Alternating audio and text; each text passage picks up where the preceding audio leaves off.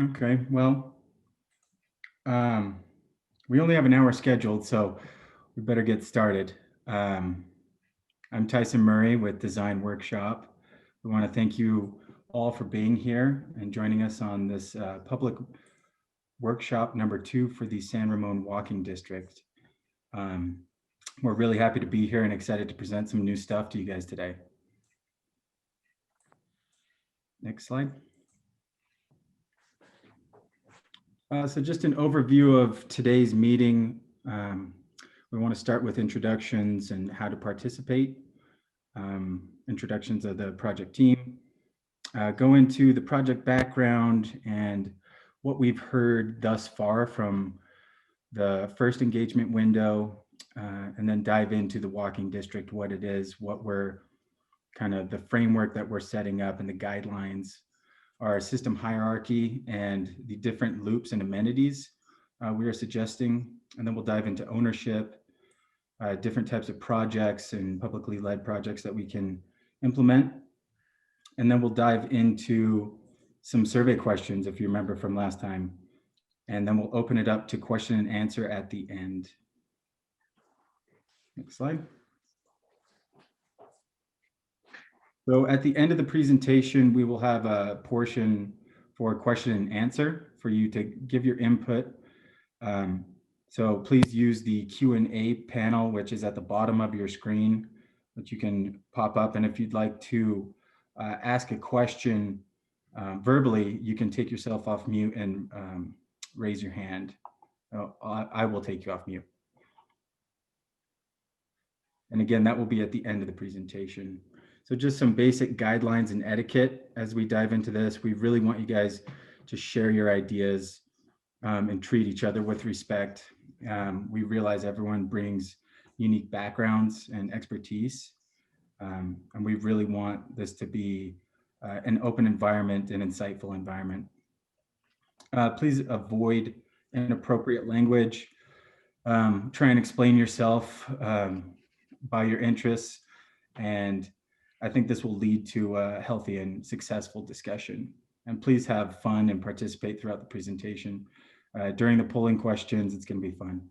So with us today, we have Debbie Chamberlain from the City of San Ramon, Lauren Barr, also from the City of San Ramon as the Planning Manager, Kathy Hyman, Parks and Community Services, Shinya Tsukamoto, Brad Morris with the Parks and Community Services as a Program Manager. And then joining us today from Design Workshop, we have Stephanie Grigsby as the Principal in Charge, and she'll take over here in a couple minutes. And again, I'm Tyson Murray, the Project Manager with Design Workshop. So with that, I will turn it over to Lauren to give a little project background. Lauren? Thank you, Tyson. Good evening, everyone. So I just want to, I think many of you know the background regarding the walking district, but we'll just touch on a few things. The initial vision for the walking district came out of a grassroots effort by local residents. And some of the motivations were to become more pedestrian centric in terms of access and circulation. Obviously, there are health benefits that come along with a walking district, a sense of community, quality of life, and then also a walking district can serve as a tool to connect businesses together. So there's some economic benefits. So these are the images of the initial walking loops, sorry, right here, that were kind of roughed out by this grassroots group. And again, there were some abilities to connect resources such as City Hall, Library, Central Park, City Center, Iron Horse Trail. Next slide, please. And so what that led into, it became a concept that continued to evolve and created it became a priority for the City Council in terms of their goals and objectives. And so that led into this current effort to develop a master plan for the walking district and the consultant contract with Design Workshop and an effort to really formalize this process and turn it into a community asset. I don't know, Stephanie, is this your slide or mine? No, we'll just move on.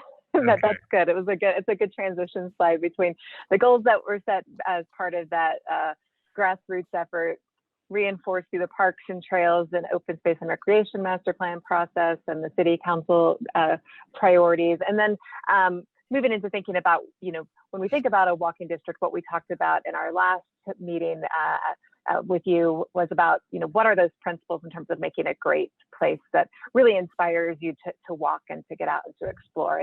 And there were 8 principles that we discussed in our last meeting. I won't go over these in depth for our time tonight, but just for quick overview, just it's about, making sure that we connect places, that it's all connected, that it's easy to access, and that it's interesting too, and that it's functionally designed well so that you can get from place to place and has interest in terms of the associated uses and experiences. When we talked to you last time, some of the things that we presented were both the principles, and then we also talked about what potential projects there might be, and then what's the most important priorities in terms of thinking about improvements that might encourage or create a more inviting walking environment. And some of the feedback that we got during the last engagement exercises was, those ideas about increasing shade, that it's a comfortable place to walk, that we're separating uses, providing seating, providing a little bit of buffer and space from roadways and vehicles, widening and thinking about being able to increase the width of walkways where possible. And then really one of the things that I think really came up continually was this idea again about the experience and really trying to create a lively, interesting and an enticing experience as part of the walking district. So today what we really want to do is build on the information that we heard from you last time and really think about what those building blocks are in terms of creating a walking district. So what we've put together and we'll present to you tonight is really a series of what I'm calling building blocks or tools for the project area in terms of thinking about how we might enhance some of the walking pedestrian framework. And that's really built upon some of the best practices from both other cities that we might look to for benchmarks, and that might be good design examples, and then also some of the recommendations from other studies, the FHWA or the Federal Highway Administration, for their urban sidewalk recommendations. It's really about thinking about the level of use. So what's the number of pedestrians that we need to accommodate, what those adjacent uses are, and how you want people to function. So at a base minimum, we're really trying to have at least space for 2 people to walk comfortably together side by side. And then that's usually about 5 to 6 feet. And then to be able to pass a third person comfortably is usually in the 6 to 8 foot range. And then you would tier up from there, depending again on what those additional uses are. If it's a higher use commercial area, then it might be wider, right?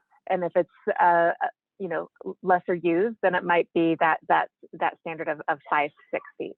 So what we really are thinking about in terms of this series of building blocks is how we can provide a series of recommendations and ideas to be able to pull together as part of this project area, while also balancing the width of landscape buffers and what the width of the sidewalks might be with the actual constraints within the project area, thinking about terrain, existing trees, ownership, and what that real available space is. And then also knowing that as things redevelop over time, that some of this will move forward as part of that new development as it comes in. So the 5 bullets at the bottom of this slide: city walk pathways, primary connectors, secondary connectors, primary and secondary recreation paths. Those are our building blocks that we'll talk about in terms of thinking about how they lay out within the project area. So this map that you see in front of you is that project area that Lauren spoke to in the dashed black outline. It starts with this proposed city walk parkways or pathways in yellow, tiers to the dark blue of primary connectors, to a light blue of secondary connectors, and then thinking about recreation paths in the solid green line, and then also secondary recreation paths in a lighter blue sort of teal color here. Also looking at where enhanced connections with the Iron Horse Trail might occur in terms of thinking about a little bit more transparency and ease of connection from both Central Park to the Iron Horse Trail and then into the Bishop Ranch area and vice versa. So in terms of the tier of these building blocks, really, as we think about the city walk pathways, this is a section that's cut along San Ramon looking north. So City Center would be on your left on this slide, and then Central Park would be on your right.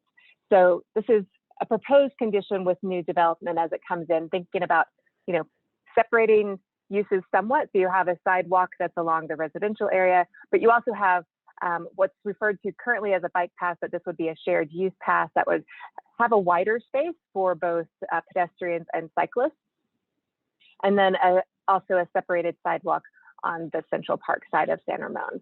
So as part of this series of city walk pathways, really the idea is to have wider pedestrian paths where possible, that they're separated from the road, that there's shade, and that there's also seating provided at some of those commercial areas and dining areas and parks. The next puzzle piece that we have is the Iron Horse Trail, which is really, again, that regional spine connecting north and south through San Ramon and to neighboring cities. The recommendations that you see here as part of this section really are pulled from the corridor study that East Bay Regional Park Districts recently completed. So the recommendation there just functionally is to separate uses and to provide extra capacity. So what they're referring to as a 14-foot rolling path separated from a walking path. So the rolling path would be bikes, scooters, and electric bikes, that type of thing. And then the walking path would provide a separated space for that slower pedestrian traffic and then running as well. Again, the additional recommendations that we'd be making as part of this plan are really thinking about shade and seating and those enhanced connections and visibility and wayfinding.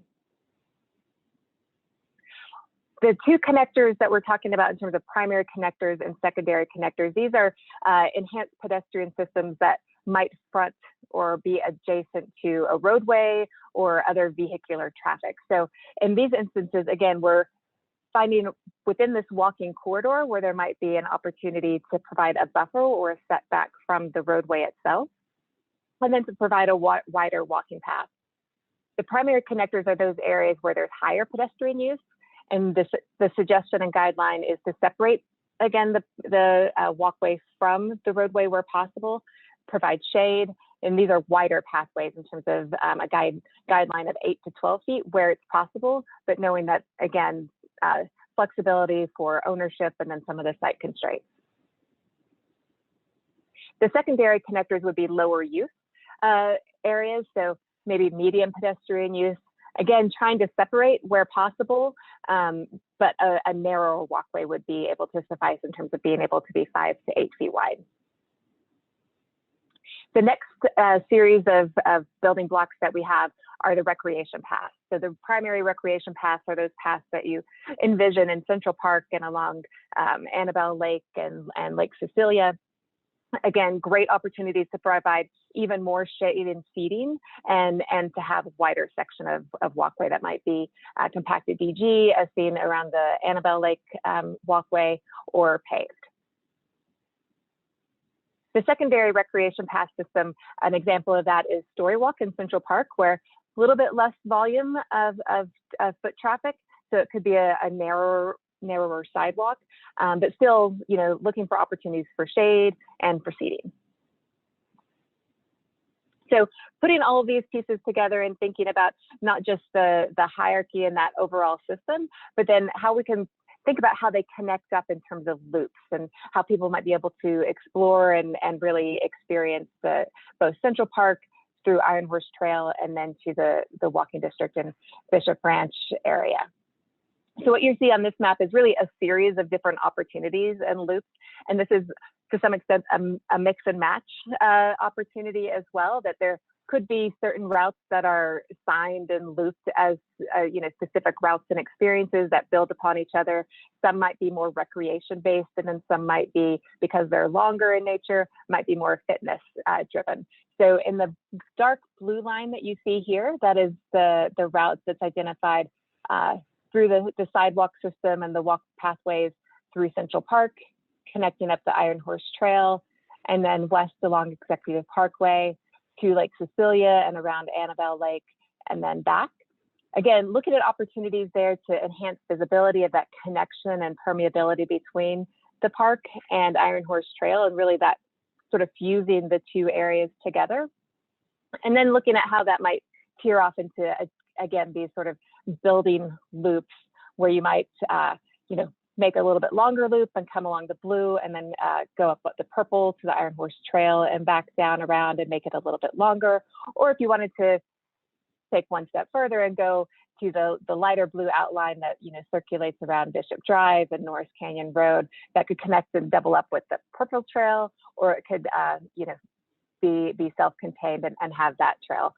So as part of this, we've looked at, you know, what those mileage numbers would be, and then potential time frames. But again, an idea of being able to help people understand what's available, and then also be able to encourage them to explore in many different ways. As part of those loops and as part of the improved pedestrian facilities, there's also recommendations for supporting amenities. So what is shown in this diagram, very diagrammatic, I would say, as well. The dots are representative of sort of the distribution of some of the amenities across the project area. And as new development comes along, parks are developed and new trails are developed, that's when the, you know, fine-tuned spatial distribution would be determined as well. But in the light colored dots, so the light sort of pink, light purple, light blue, and light green, those are the existing facilities, looking at seating, drinking fountains or water, public art, and then restrooms. And then in the darker dots, those are the proposed locations. And again, these are thinking just generally about where they might be located and what they might want to be associated with. So drinking fountains, restrooms, you know, especially concentration of seating as well. Want to be thinking about, you know, the park system, how it functions within those proposed park areas, and then also along some of the linear pathways such as Iron Horse Trail. We also are taking a look at and have taken a look at some of the wayfinding signage types that might be appropriate within the walking district. And when we're thinking about wayfinding for the walking district, it's really pedestrian based. So there's three coordination or types of signage that we have identified as being important. The first being informational kiosks or map type signage, then directional signage, and then what is a third type of signage that we're referring to as confirmation signage or identification signage, to help people recognize and remember that, yes, I'm within the walking district. It has a certain look and feel and a brand that is reinforced as part of the wayfinding system. So informational, the kiosk mapping signage, that could be, you know, kiosk based with maps that are larger. It could also be smaller monument signs that, again, help to identify what the mileage might be for different routes.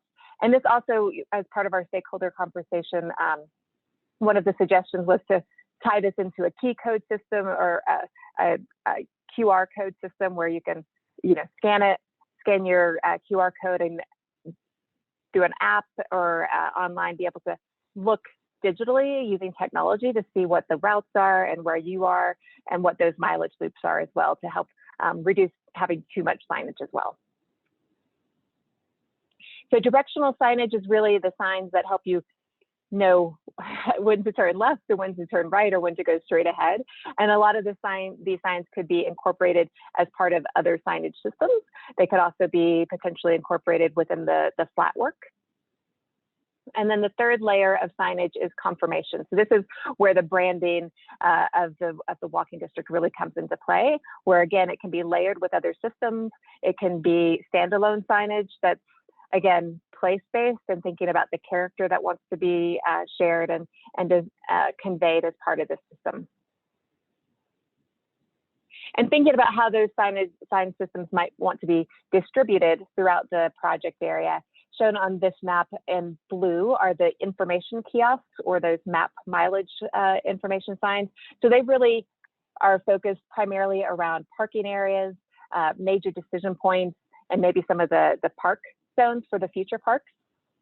There's the decision or directional signs to help people know I want to turn off the Iron Horse Trail to go left or right. to get to the walking district or to connect in. And then there's the confirmational signs that are indicated in purple, again, to reinforce that you're in this special district and to reinforce the brand. So finally, thinking about implementation and what it takes, what those opportunities are in terms of looking forward. The map that you see on your screen now is a sort of really quick overview of ownership.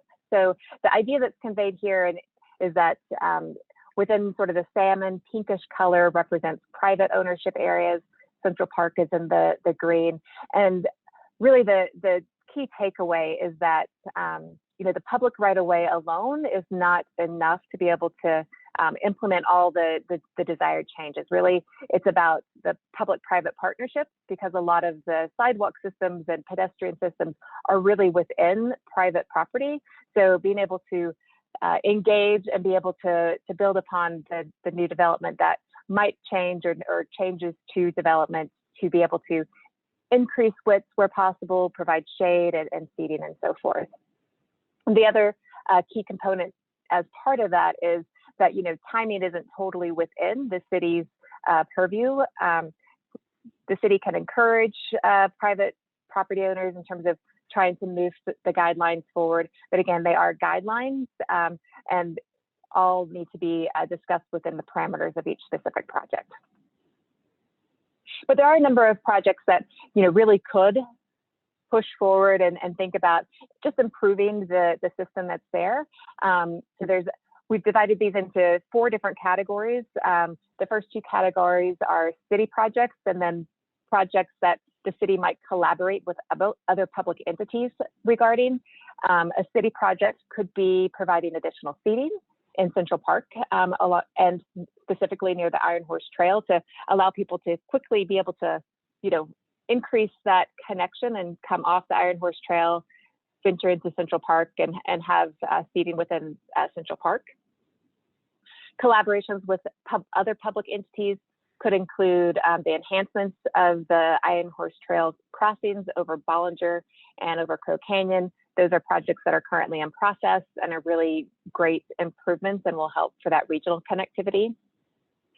Enhancing the Iron Horse Trail connections from adjacent areas such as Central Park. So the image that you see on your right is a current example of the path from the Iron Horse Trail into Central Park. So thinking again about opportunities to peel back a little bit and just enhance those connections where possible, but would need to be done in coordination with East Bay Regional Parks and the county.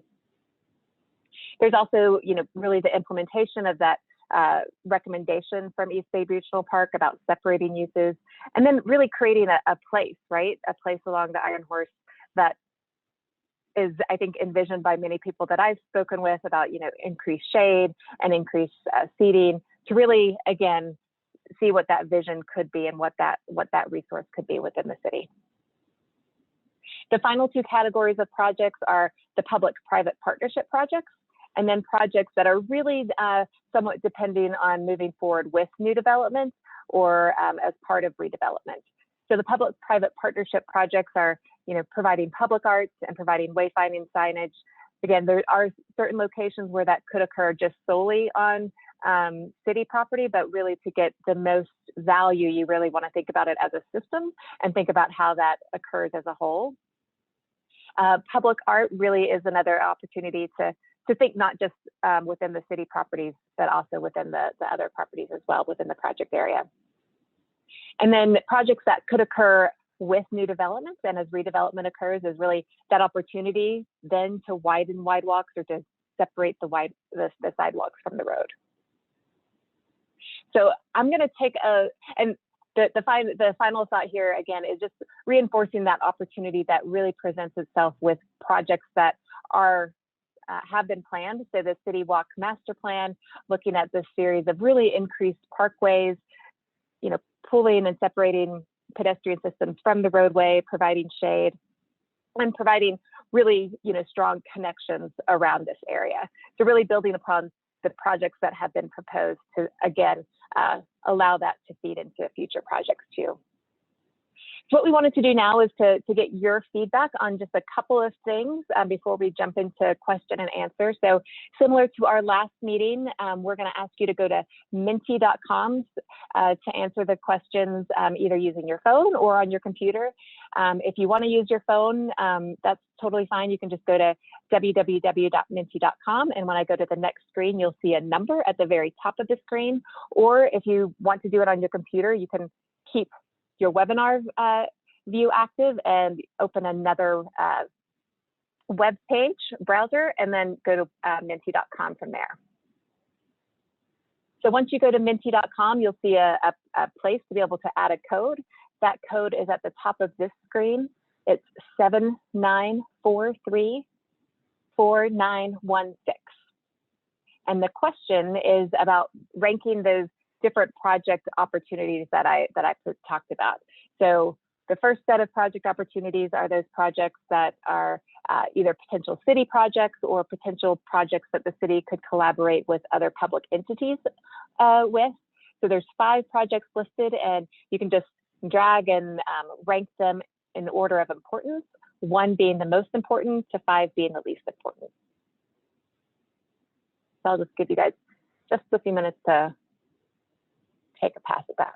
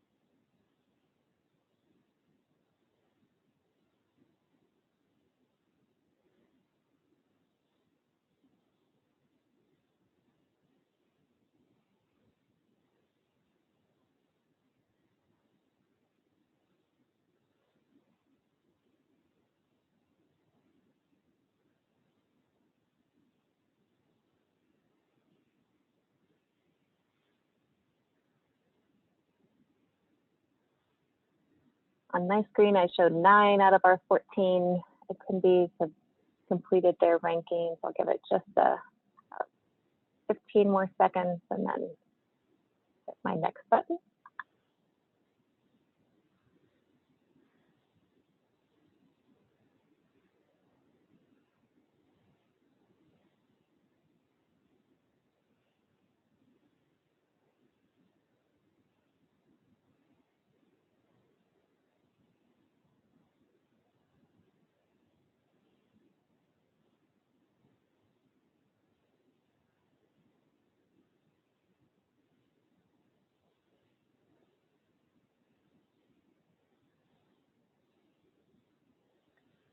So it didn't shift those around for me, but I'll have to, this is my first time doing the rankings questions live. So we'll see if they stayed in the same order or if they did shift a little bit. So the next series of projects to rank in order of importance are the public-private partnership opportunities, and then those that are really dependent on new or redevelopment projects. So you can rank those in order of importance from 1 to 4, 1 being the most important and 4 being the least important. And if it doesn't show up live on our screen, then I'll have to dive into the web data to gather it up and present it, publish it on our website.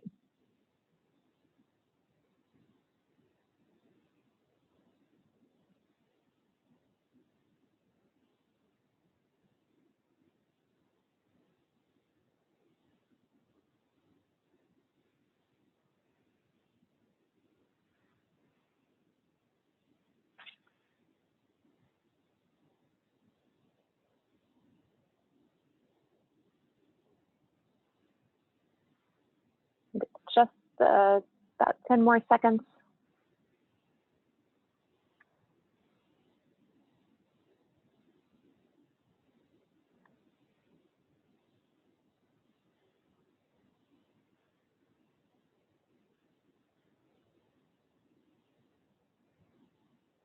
right, and we will take a look and see what those results are and post them to the website after. So the next question that I have is, what, if anything, do you like most about the recommended guidelines and proposed projects for the walking district? So this is open-ended answer that you can just write in your thoughts about what you like most.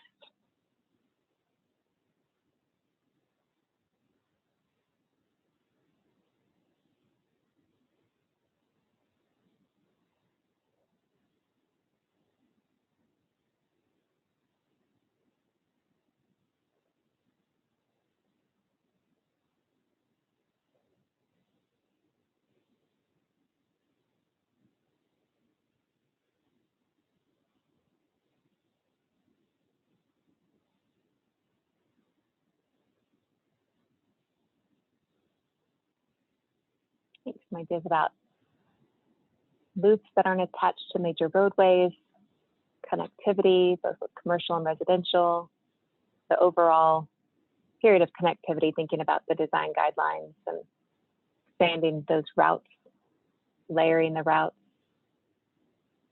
A little bit more information needed as we continue to move forward and have pulled together the guidelines with the actual sections of the streets themselves. Connectivity, separation and signage, and public art. I'll give a couple more, a little bit more time, and then we'll move on to the next question.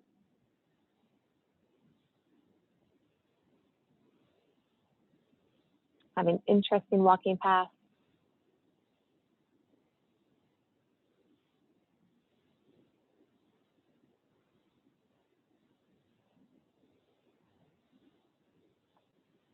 Again, reinforcing the separation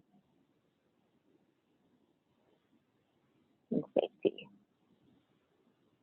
Thank you. These are all very helpful feedback for us as we refine and iterate to move forward. And again, to just do exactly what had been suggested of, where do we need additional information and clarity about how the vision can be realized. Public art. Going to move on to our next question. So this is sort of the reverse about what, if anything, do you not like about the recommended guidelines or the proposed projects?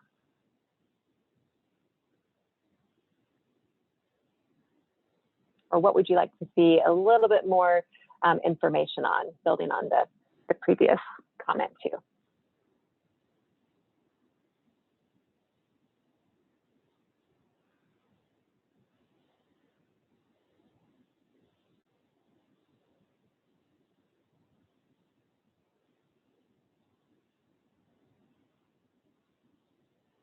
Lighting.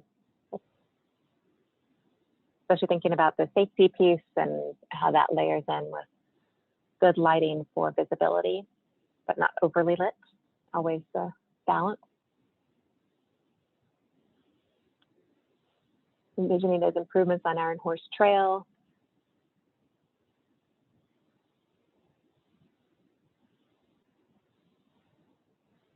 Great idea as we move forward, where we can provide more illustrations and specificity for some of those details too, while still providing flexibilities for projects as they move forward.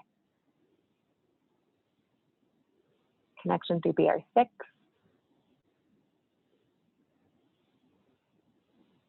And a green belt along the side, like in Inverness Park. That layers onto that idea of the separation a little bit, more opportunities for some shade and seating.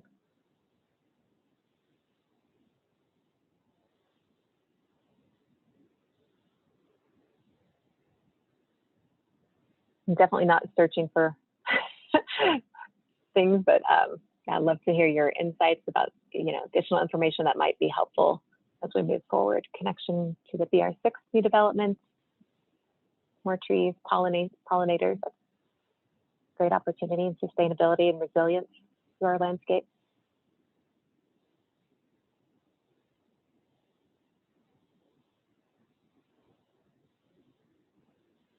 give this one just 10 more seconds or so if somebody's finishing up any thoughts they'd like to add.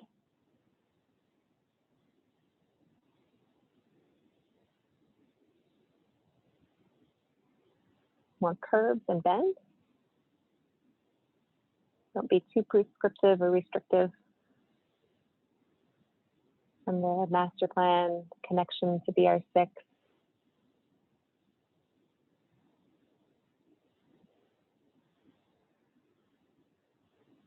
All right, that's really great feedback for us to take with us as we move forward. But I think now we'd like to just be able to chat a little bit more informally, one-on-one, to be able to hear your questions and be able to provide answers. So I'll let Tyson take away sort of building the Q&A box, or if, as Tyson said, if you'd like to ask your question live, just hit that raise hand button and then he can take you off mute and we can go from there.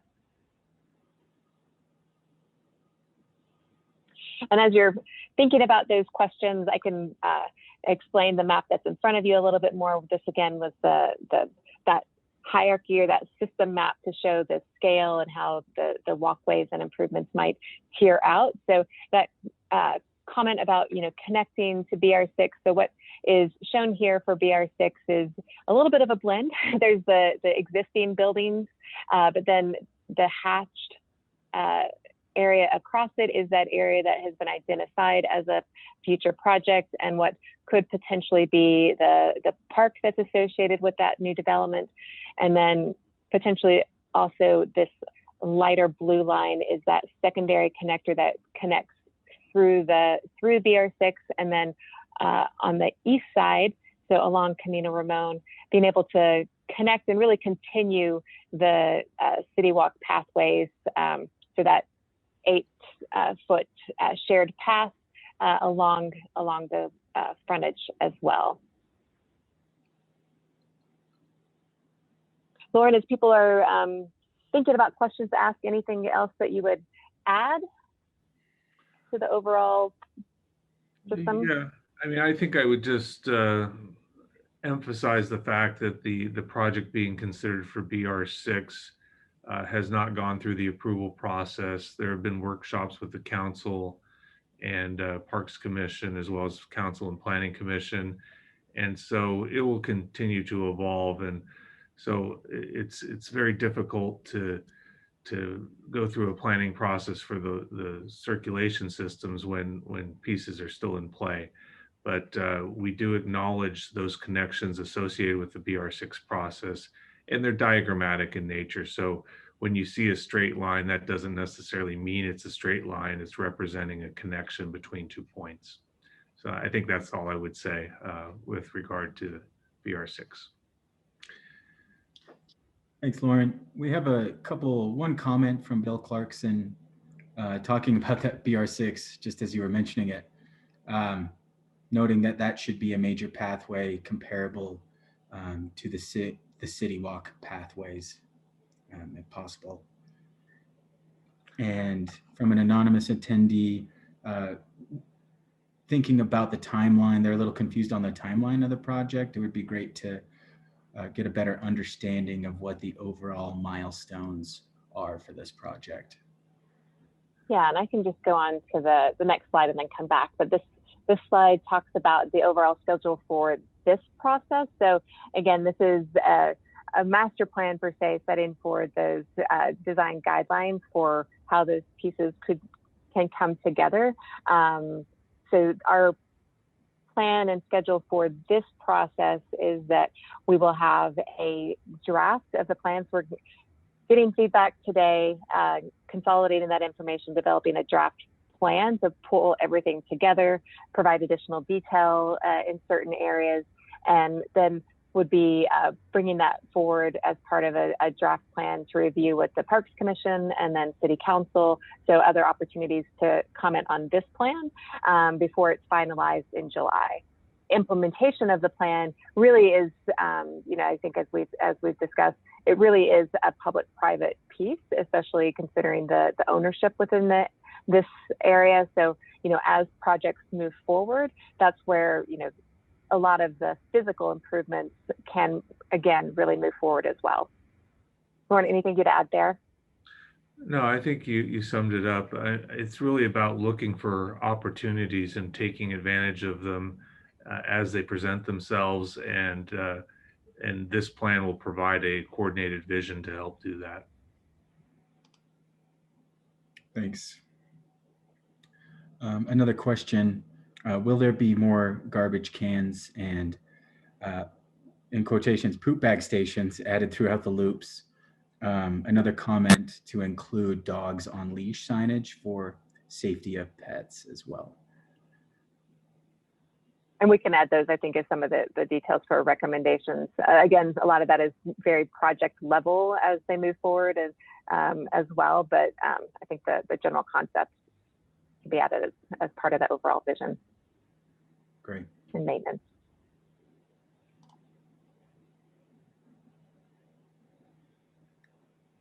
Perfect.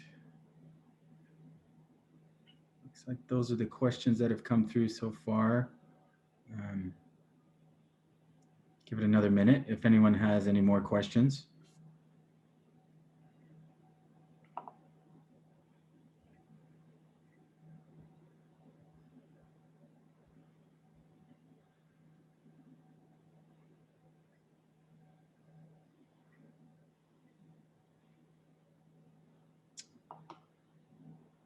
Okay, well, nothing coming through.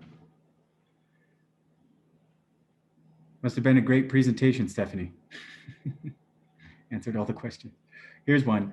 Will the pathway of Iron Horse Trail be repaved as part of this project? Well, this is again the guideline project or the master plan project. So when the Iron Horse Trail improvements move forward, that separation of uses, at that point I could see repaving. We'll have to, that would be specific as part of that project and looking at the lifespan of the asphalt. I don't know, Kathy or Brad, if you know of any immediate plans for resurfacing of the Iron Horse Trail. I don't know of any plans on that right now. So yeah, that would definitely be somewhere at another point, and probably most likely through East Bay Regional Park District. Perfect. Thanks, Stephanie and Kathy. Another question from Jean. Has there been any consideration to asking some of the current private landholders to add walking paths at the current moment or now? Well, the private landholders are part of our stakeholder group, so we are working with them, and I would express, I believe that everybody is really, has a vision for the connectivity and for enhancements where possible. I think it's just that timing of when it makes sense as well. But good question. Yeah, and I might add that we have been approached by some of the local businesses. We have some businesses who are interested in sponsoring and getting involved in projects related to all of this, but we're just not at the place yet where we know what the project should be. So I'm sure that will be something that will happen as we move forward. Perfect. Thanks for the question, Jean.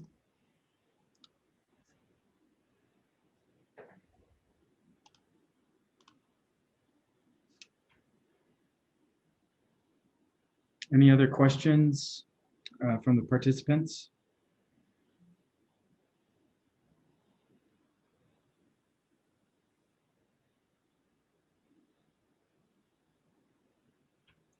Not seeing any hands or any other questions coming through.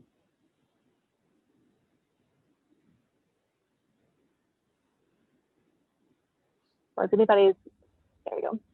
Here's one more. Yep. Mm. Thanks, Jenna. So the plan is about some of the wayfinding. Is there a plan to have an interactive map for this and future additions to that map? So I think that was a good comment before too about being able to have technology-based mapping. So the potential would be in the future as part of the wayfinding system. Guidelines could be that interactive map piece. Kathy, did you have something to add there? You were off mute. Did I jump in too fast? No. You answered it perfectly. It's I think the QR codes and that we're using in other places and some of the apps that are available would create that opportunity to have a live map that could be, you know, adapted when there's an event going on and things happening, things change, so that we're not just stuck with something that's static and won't move with us. I think also it would provide the opportunity to identify nearby resources and businesses. You know, so if you're looking for the nearest place to get a cup of coffee, you could potentially have that on your interactive map as well. So a lot of possibilities there. Great, thanks for the question, Jenna.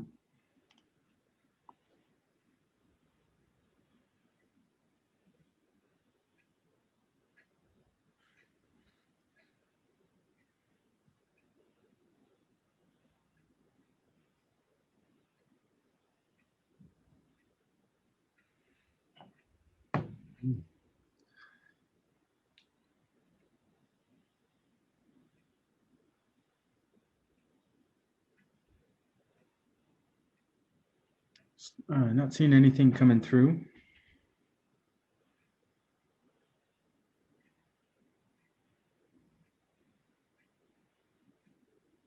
Any last? Well, again, as I mentioned, you know, there will be opportunities again to see the compiled plan with additional information in draft form as we work through the commission and the city council. So take advantage of being able to provide additional input at that point in time, and we will be posting this webinar as well on the city's website for the project.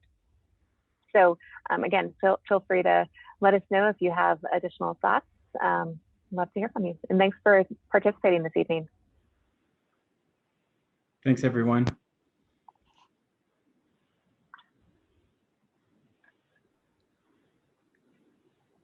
Thank you. Have a good evening.